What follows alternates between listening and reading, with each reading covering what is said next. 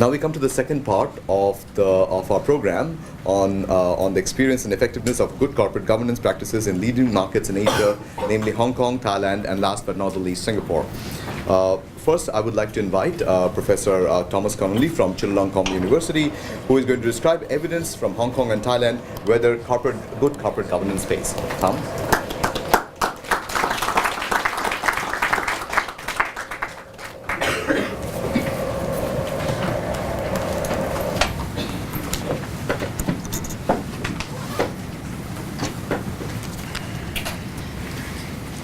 Thank you. Good morning.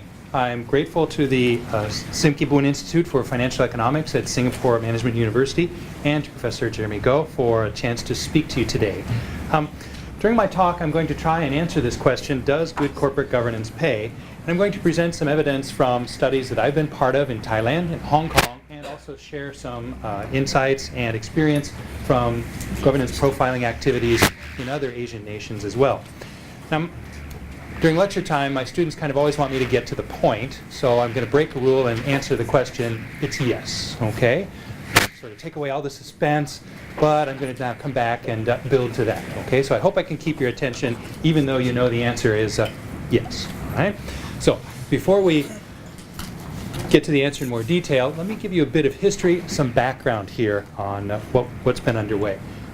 Before we think about whether or not good governance pays, well, actually, does it matter? And we've heard testimonials this morning that, of course, it is important. Many researchers have even gone so far as to attribute some of the blame for the Asian financial crisis on poor corporate governance practices that have been accumulating over several years before the 1997 crisis. And unfortunately, as two speakers preceding me pointed out, you only need to pick up the newspaper to unfortunately read about some other lapse in ethics or some sort of governance-related crisis. I teach corporate courses in corporate governance and business ethics, and unfortunately it's very easy to get practical examples for class. It's in the Wall Street Journal almost every day. Now, one of the big obstacles, and again, two speakers before me had alluded to this, is why bother? Well, managers often feel like it doesn't really matter much about corporate governance reform.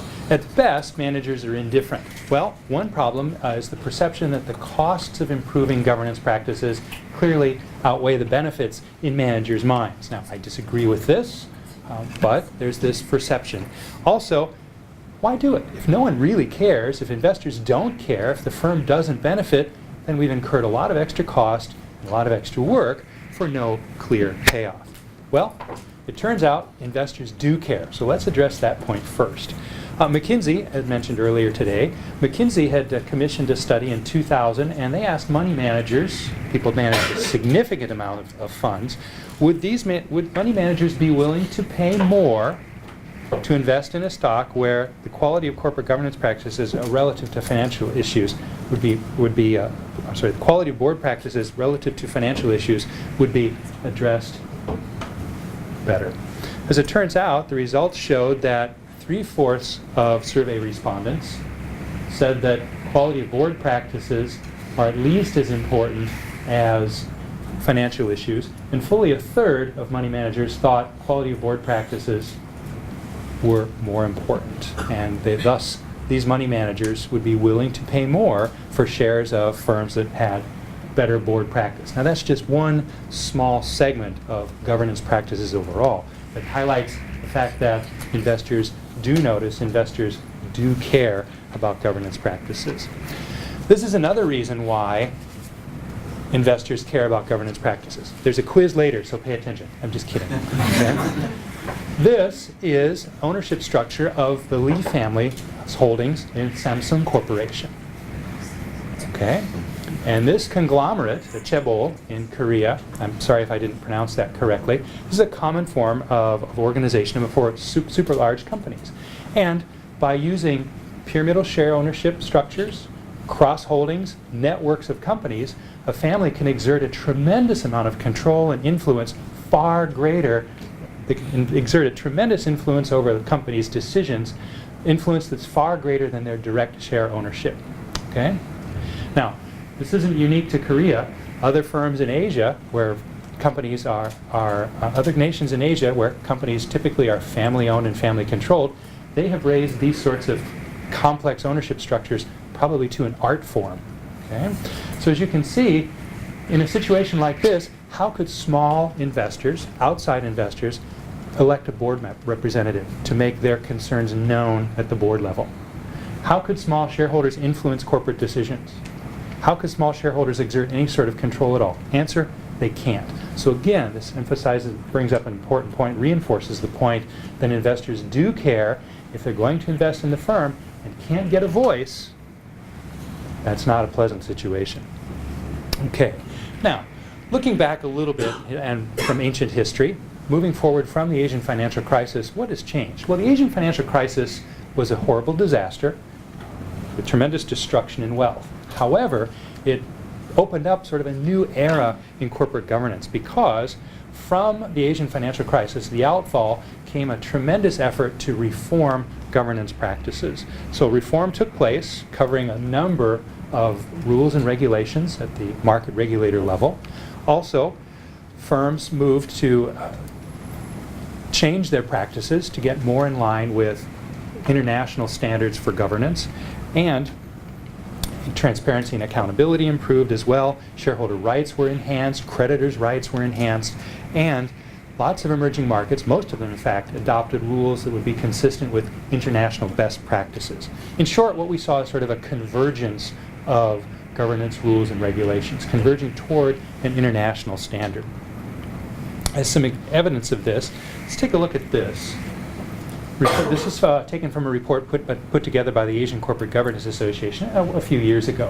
In 1997, only a handful of Asian countries had some of the basic requirements of good governance practices. For example, some sort of regulation about independent directors on the board, or some sort of requirement that firms have an audit committee. But by 2003, regulations should change such that all nations were out having some sort of rule and regulation concerning independent directors and presence of an audit committee. So we can see that practices were being upgraded and converging to international standards. Now, jumping forward a little bit to 2008, on a report put together by the World Economic Forum on competitiveness, this study looked at investors' perception, governance rankings of nations in terms of governance practices. And you can see Singapore, Hong Kong are really leading the way and doing a very fine job in world standards. Other nations in Asia are doing an acceptable job. They're catching up, but they still have a ways to go to reach developed market levels. So, yet another survey I'll show you from 2008, evaluating the changes that have taken place since the financial crisis. What some researchers have found, a co-author of one of the authors of this study, I've worked with on a study for Hong Kong governance. What you can see is they surveyed 9 East Asian economies and looked at level of regulation in the economy, regulations of dealing with governance, and investor perception of the quality of governance practices. So, what they've noticed is that rules and regulations are fairly similar across the economies, but quality of practices can be significantly different. So let's take a look. Here we see a relation between regulations here. Okay, Singapore having lower level of regulation, say in 2008, and China the most. Now, as level of regulation increases, what happens to the investor perception of the quality of governance practices? Can you see the relation? Regulation increases. Investor perception increases, or does it decrease, or who knows? Okay, I don't really see a relation here either. So that's the problem. Okay, quality of practices are significantly different amongst the economies. There's a big gap between rules and practice, and what it seems like is that countries with poor practices were the ones that implemented more regulation. Well, what does that get you? That doesn't get you very much. Okay, because it comes down in the end to enforcement. You can have all the rules, you can have all the regs you wish, unless you're going to be serious about enforcement, unless you're going to have maybe some carrot and maybe some stick for companies to improve their practice, it's not going to have much tangible effect on governance practices that we see in the market. Now, to the question, does good governance pay? I've already given you the answer. Okay, I'm stealing a little bit of my thunder. It's yes. Okay? But prove it, you say. Many of you are sitting with your arms folded. You wish to have evidence. Fair enough.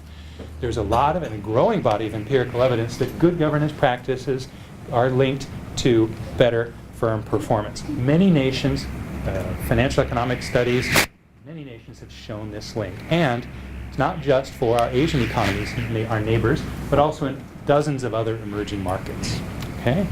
I'd like to take a little bit of time to talk about measuring governance. I know Professor Jeremy will go into great detail on this. I don't want to steal your thunder, but I want to give you a little bit of one of the challenges in measuring governance. In developed markets, there have been set ways to measure governance, but the ways that make sense for developed markets may not be the best way to measure governance for developing markets. Okay? So these conventional governance measures might need to be adjusted, adapted, or even broadened so we can get a better appraisal of governance practices in developing markets. We need a different way to think about measuring governance. I'd like to draw on the Thailand experience because we had an important role in Thailand in sort of getting this governance measurement and establishing the link between governance and performance at home and for other nations. We had an important role to play. So I'd like to talk a little bit about the Thai experience. The drive to improve governance standards at home came directly from the Asian financial crisis. And again, it was a matter of looking in the newspaper and finding the list of disasters. Companies like Alpha Tech, manufacturing firms, 50 finance and security companies were closed by the government right after the financial crisis. Technically, they were insolvent. Other scandals and other problems had been lurking for some time, but the financial crisis forced all this into the open and really accelerated the disasters that we saw. The McKinsey survey in 2000 gave a new push to the drive to improve governance practices as we saw investors do care. So this is really the genesis of the Thai corporate governance project that we first undertook in 2001 with my colleagues. Now, the project in Thailand was a joint effort, and this is a key point.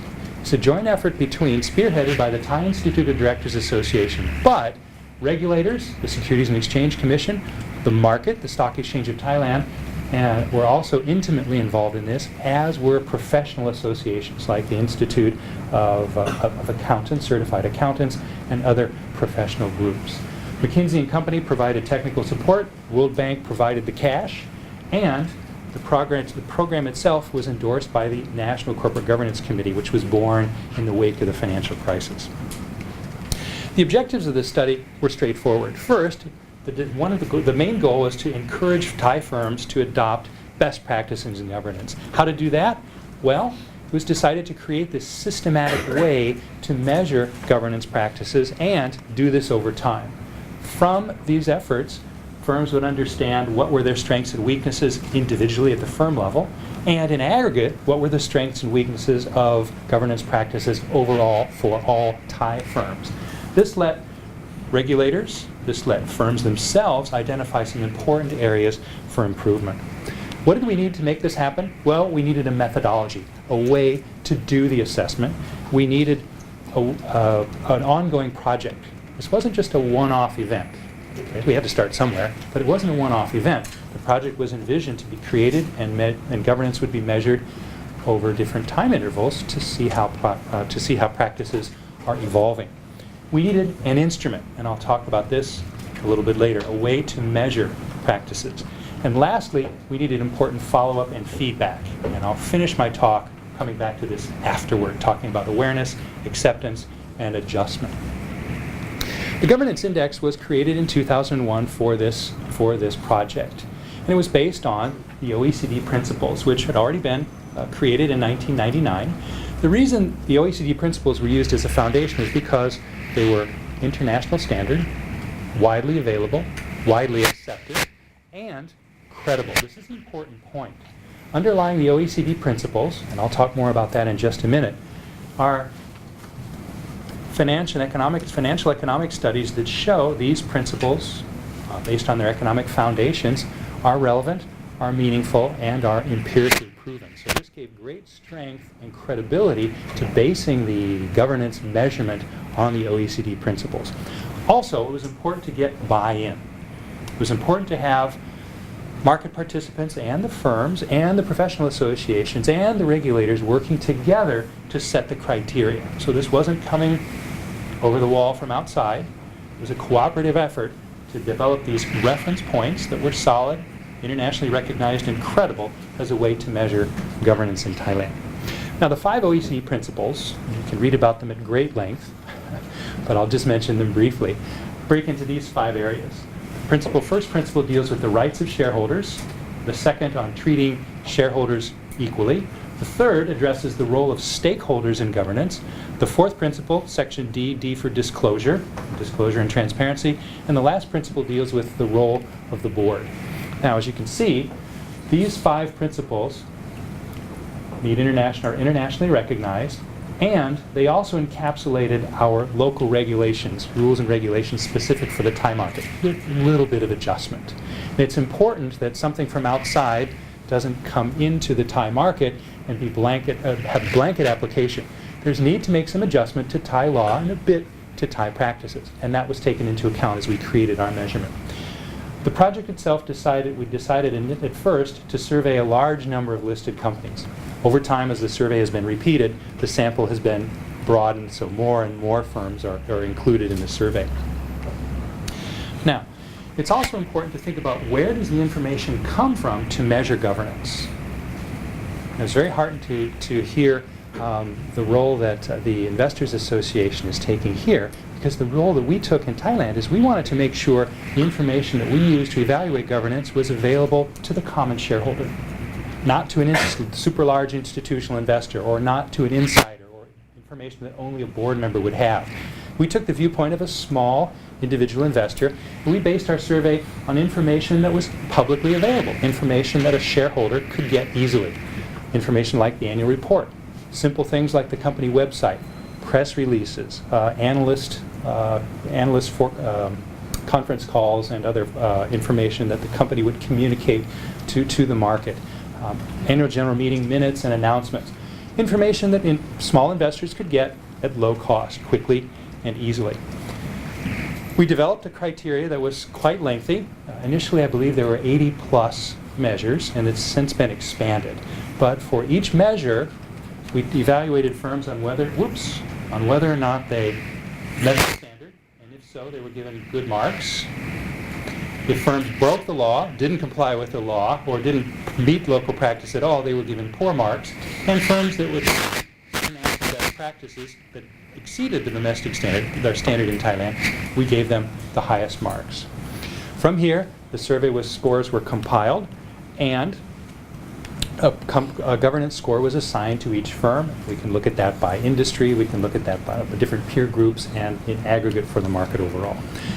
After the first survey, the survey instrument itself had been revised and expanded, and we tried to add more firms. We tried to take out some of the subjective measurements here, but still keep it rigorous and thorough. Now, the first conclusion we saw from the initial survey, two successive surveys in Thailand, is we saw governance improving, okay, in aggregate.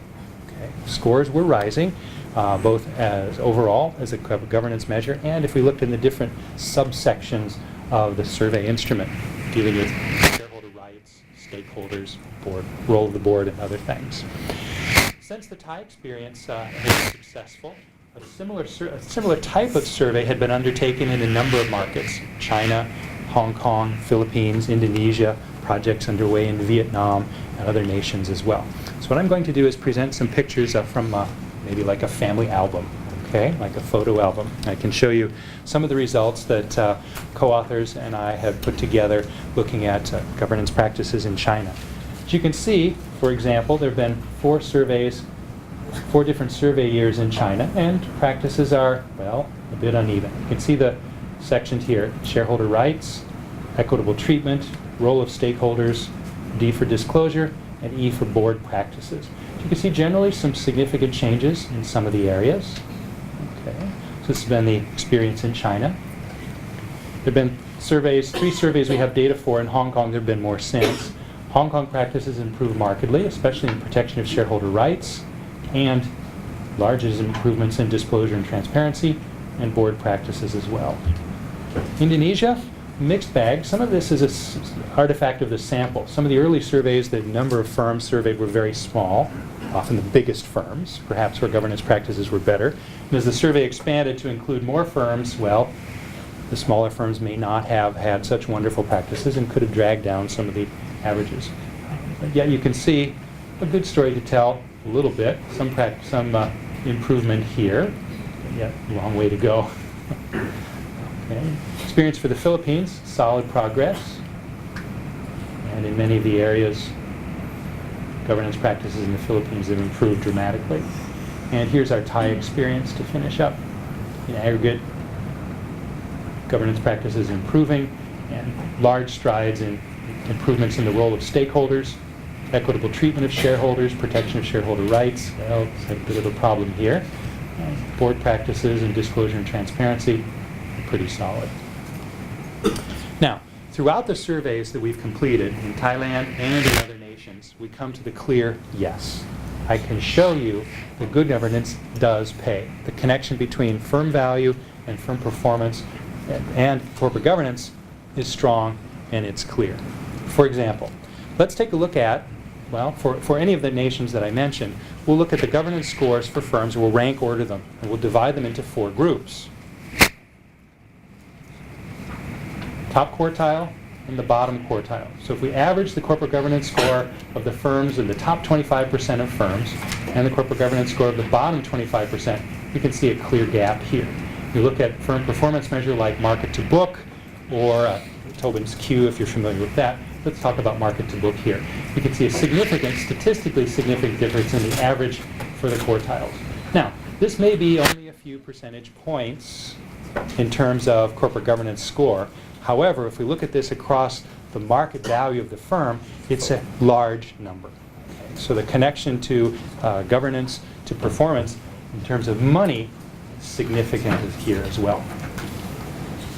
And again, for any of the nations that we have that have done this sort of work, we can make a similar kind of graph. Let's take a look at this, where we take the firm's governance scores on the x-axis and measure firm performance market to book. We're going to plot all the different firms here on this axis. So you can see a clear upward trend as governance quality improves. Firm performance is increasing as well. This is statistically significant, and for the econometricians in the audience, if from a regression analysis, if we control for characteristics like firm size, profitability, leverage, even when we control for these industry factors, even when we control for these factors, this relation rings true. Okay, as governance quality increases, we see a positive relation with book value. Okay? Now, I'm not implying causality, but we see a positive relation here. Okay? Now, let's come back to the necessary ingredients we have to have for this corporate governance survey to work. I've talked about the process, the project, the index. What I'd like to highlight right now is what comes after. Okay?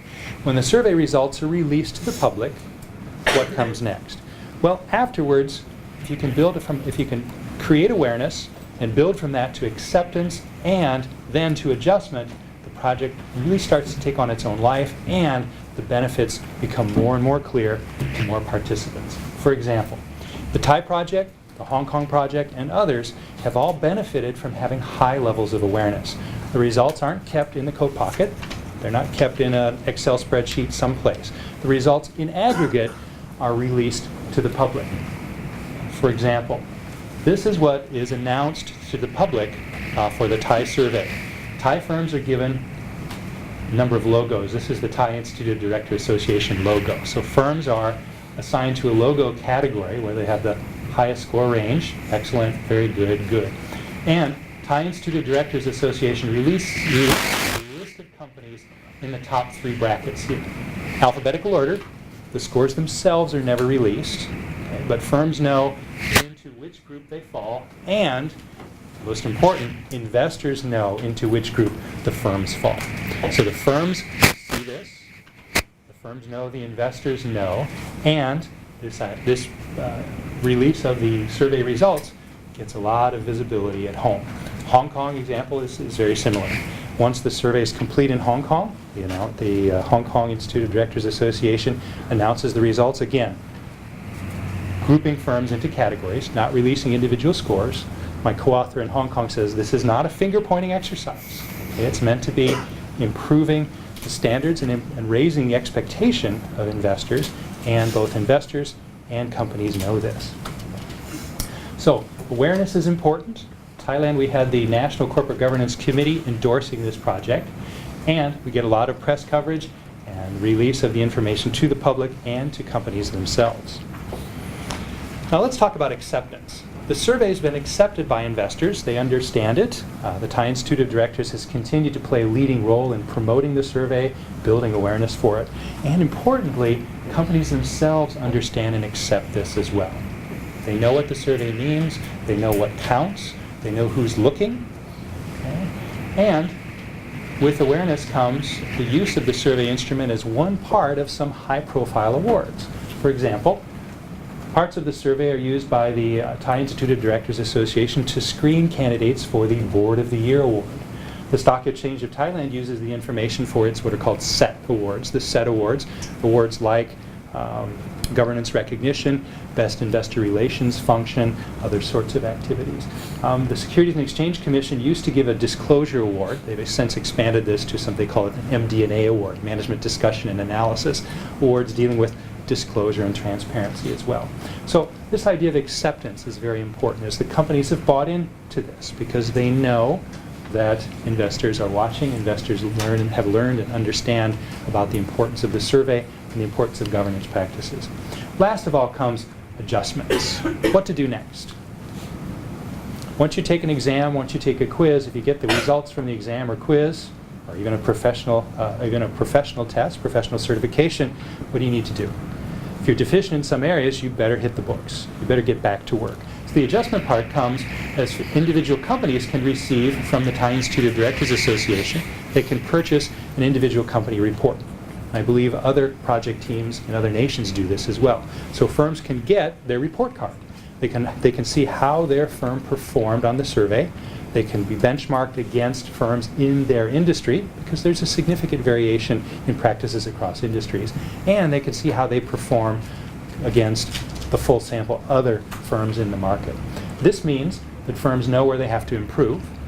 There's been a range of training and development programs that are offered by the Thai Institute of Directors Association and other institutions to help directors be better, to become better directors, to help firms improve disclosure and transparency, and all the other support functions that are involved in improving governance practices. This means real changes can be made.